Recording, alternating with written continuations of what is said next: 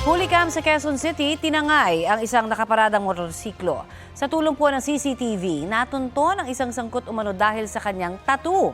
Balitang hatid ni James Agustin. Masdan ng isang lalaki na naglalakad papalapit sa mga nakaparadang motorsiklo sa bahaging ito ng barangay Talipapa, Quezon City. Kahit nakadamit na, nagsuot pa siya ng isa pang damit bago sinakyan ng nakaparadang motorsiklo. Maya-maya pa inatras na niya ito at tuluyang tinangay. Bago niya nakuhanan din siya sa CCTV na sakay sa isang motorsiklo kasama ang umunoy kasabwat. Ayon sa pulisya, ipinarada na may-ari ang kanyang motorsiklo sa labas ng kanyang pinapasukan trabaho. After 2 hours, bumalik siya para i-check yung motorsiklo niya.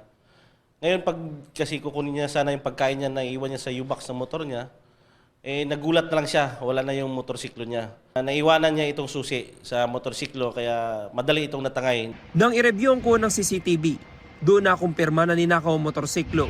Ito rin ang naging susi sa pagkakaaresto sa isa sa mga sospek. Sa follow-up operation ng pulisya sa barangay Bagbag sa Novaliches, naaresto ang 29 anyos na lalaking kasabwat.